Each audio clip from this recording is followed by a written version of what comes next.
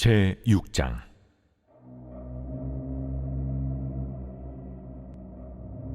여호와의 말씀이 내게 임하여 이르시되, 인자야, 너는 이스라엘 산을 향하여 그들에게 예언하여 이르기를, 이스라엘 산들아, 주 여호와의 말씀을 들으라. 주 여호와께서 산과 언덕과 시내와 골짜기를 향하여 이같이 말씀하시기를, 나 곧 내가 칼이 너희에게 임하게 하여 너희 산당을 멸하리니 너희 제단들이 황폐하고 분향 제단들이 깨뜨려질 것이며 너희가 죽임을 당하여 너희 우상 앞에 엎드러지게 할 것이라. 이스라엘 자손의 시체를 그 우상 앞에 두며 너희 해골을 너희 제단 사방에 흩으리라. 내가 너희가 거주하는 모든 성읍이 사막이 되게 하며 산당을 황폐하게 하리니 이는 너희 제단이 깨어지고 황폐하며 너희 우상들이 깨어져 없어지며 너희 분향 제단들이 찍히며 너희가 만든 것이 폐하여지며 또 너희가 죽임을 당하여 엎드러지게 하여 내가 여호와인 줄을 너희가 알게 하려 함이라. 그러나 너희가 여러 나라에 흩어질 때에 내가 너희 중에서 칼을 피하여 이방인들 중에 살아남은 자가 있게 할지라.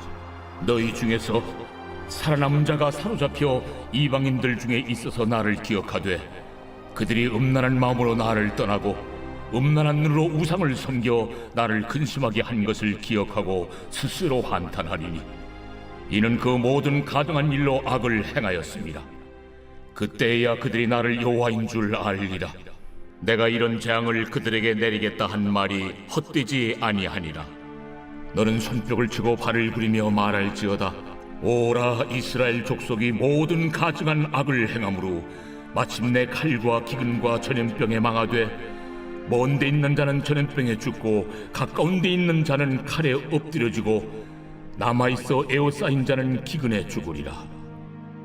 이같이 내 진노를 그들에게 이룬즉 그 죽임당한 시체들이 그 우상들 사이에 제단 사방에 각 높은 고개 위에 모든 산 꼭대기에 모든 푸른 나무 아래에 무성한 상수리 나무 아래 곧 그 우상에게 분향하던 곳에 있으리니 내가 여호와인 줄을 너희가 알리라. 내가 내 손을 그들의 위에 펴서 그가 사는 온 땅 곧 광야에서부터 디볼라까지 황량하고 황폐하게 하리니 내가 여호와인 줄을 그들이 알리라.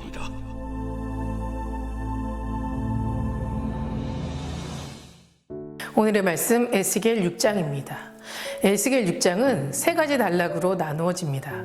먼저 1절에서 7절에는 우상 숭배의 현장인 산당을 심판하여 멸할 것임을 선언하고 있으면서 선민의 우상 숭배 행위를 심판할 것임을 예고하고 있습니다. 8절에서 10절에서는 우상을 숭배한 이스라엘과 예루살렘을 심판하여 멸하시는 중에도 일부를 남겨두시고 이방 포로로 잡혀가게 하실 것과 그들이 포로 중에 하나님과 자신들의 가중한 우상 숭배의 죄악을 기억하고 회개할 것임을 말씀하고 있습니다. 마지막으로 11절에서 14절에는 우상 숭배를 향한 이스라엘 족속을 칼과 기근과 또 전염병으로 철저하게 심판하실 것임을 말씀하고 있습니다. 이처럼 이스라엘에게 임하는 재앙은 그들의 우상 숭배로 인한 것임을 분명하게 나타나고 있고 우상 숭배의 허망함을 잘 보여주고 있습니다. 사람들이 우상을 숭배하는 것은 그것이 자기에게 복을 가져다 줄 것이라는 생각 때문입니다. 이스라엘 백성들은 스스로 하나님의 백성이라 말하면서도 하나님을 온전히 신뢰하지 못하고 우상 숭배의 죄의 유혹에 빠지게 되어 결국 하나님의 심판을 받고 파멸에 이르게 된 것입니다. 사실 이스라엘 백성들은 단 한순간도 우상 숭배 유혹에서 자유로웠던 적이 없습니다.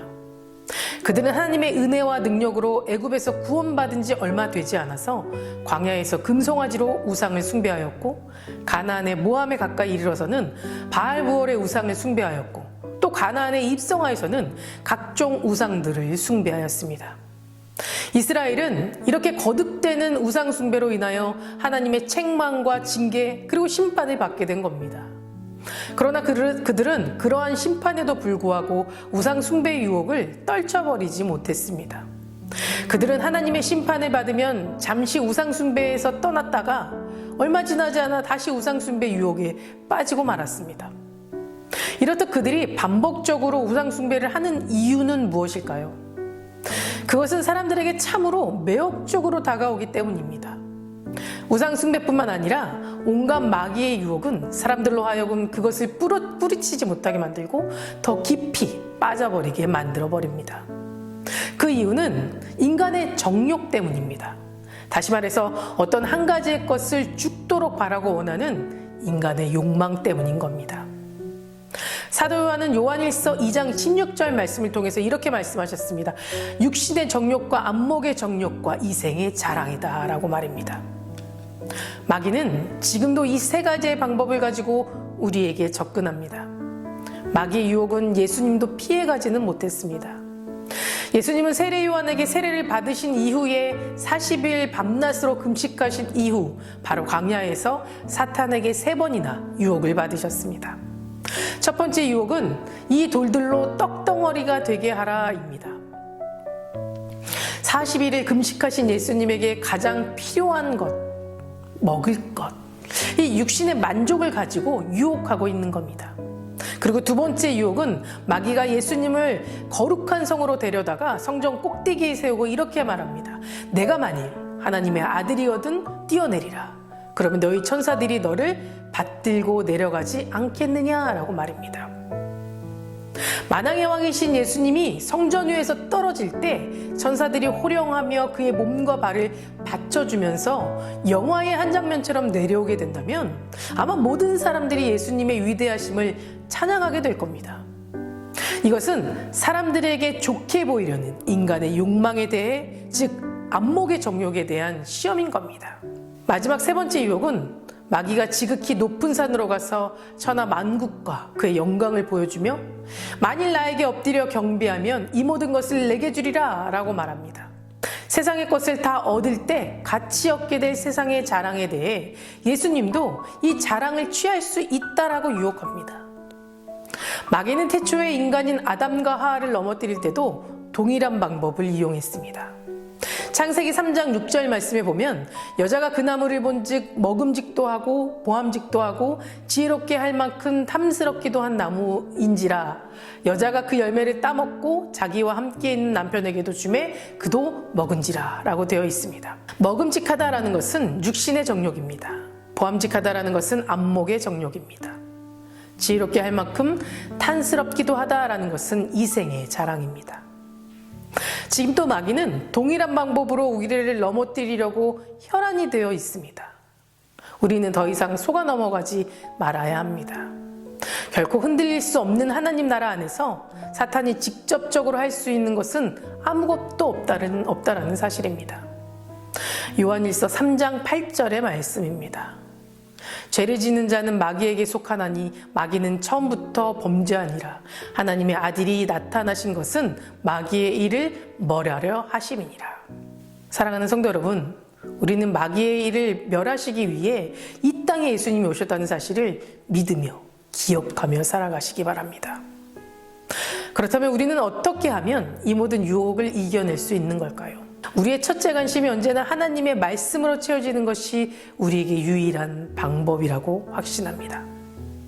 예수님은 세 번의 유혹을 모두 기록되었을 때라는 단어를 사용해서 물리치셨습니다. 예수님의 답은 언제나 기록된 하나님의 말씀에 있었습니다. 예수님의 답변은 늘 예수님의 사고 속에 고정되어 있는 하나님의 말씀이 있었기 때문에 모든 상황과 환경 속에서도 마귀의 유혹 앞에 흔들리지 않을 수 있었던 겁니다. 성도 여러분, 우리의 생각의 주도권을 다시 내 것으로 또 하나님께로 옮길 수 있는 방법은 하나님의 뜻에 대한 명확한 말씀밖에는 없습니다. 그 말씀에 내 생각을 고정시키는 것밖에는 다른 방법이 없습니다. 그리고 그 말씀을 통해서 오직 하나님을 바로 알아야 우리는 온전한 삶, 또 축복된 삶을 살아가게 됩니다. 오늘 말씀에서 하나님께서 내가 여호와인 줄을 너희가 알게 하리라 라고 반복적으로 강조하며 계속 심판의 말씀을 선언하신 것은 하나님을 아는 것이 얼마나 중요한 일인지를 강조하기 위함입니다. 그리고 이스라엘이 그 귀중한 기회를 날려버림으로써 후회와 낙담에 사로잡힌 것을 강조한 것은 이 말씀을 듣는 모든 성도들이 다른 어떤 것보다 하나님을 아는 기회, 그분의 말씀을 순종할 기회를 결코 놓치지 말라는 것을 말씀해 주는 것입니다. 사랑하는 성도 여러분, 보다 적극적으로 하나님을 바르게 더 깊이 이해하고자 힘을 다하여 살아가 보시기 바랍니다. 그렇게 될 때 여러분의 삶은 후회와 낙심이 아니라 감사와 행복과 소망으로 풍성하게 채워지는 삶을 살아가게 될 줄 믿습니다. 다 같이 기도하시겠습니다. 오늘은 월요일입니다. 월요일의 공동기도 제목은 나라와 민족을 위하여 기도하겠습니다. 먼저 이 땅의 영적인 회복과 자유민주주의를 위하여 기도해 주시고 분열과 갈등이 사라지게 또 경제가 회복될 수 있도록 기도해 주시기 바랍니다.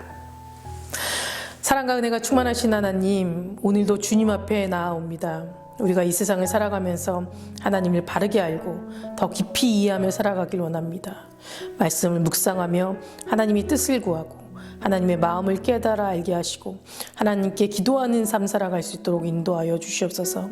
하나님이 허락하신 이 하루 또한 후회와 낙심으로 살아가지 않도록 하시고 기쁨과 감사와 은혜가 충분한 하루가 될 수 있도록 주님 인도하여 주시옵소서. 특별히 이 나라와 이 민족을 위해 기도합니다. 혼란스럽고 경제적으로도 어려운 시대를 살아가고 있지만 하나님의 때를 기다리며 더욱 힘써 기도하는 나라 되게 하시고 하루속히 이 나라와 이 민족을 구원하여 주시옵시고 회복시켜 주시옵소서. 모든 분열과 갈등을 사라지게 하시고 하나님을 경외하고 믿으며 예배를 지켜나가는 예배제가 세워지는 나라 되게 하여 주시옵소서. 담임 목사님 말씀의 능력을 더하여 주셔서 선포되는 말씀으로 치유와 회복이 일어날 수 있도록 하시고 하시는 모든 사역 가운데 은혜로 채워 주시옵소서. 다음 세대 아이들이 믿음을 지켜주실 줄 믿습니다. 우리 아이들이 말씀과 기도로 성장할 수 있는 아이들 되게 하여 주시고 또 암으로 치유받고 있는 박재순 권사님, 유윤영 권사님, 김정수 집사님, 오유미 성도, 박세현 청년, 류경민 청년 주님 깨끗이 치유하여 주시옵소서. 투석진 성도님들과 사고로 입원 중인 성도님들에게는 힘을 더하여 주시고 우울증 공황장애 불면증 겪고 있는 성도님들에게는 평안함을 허락하여 주시옵소서.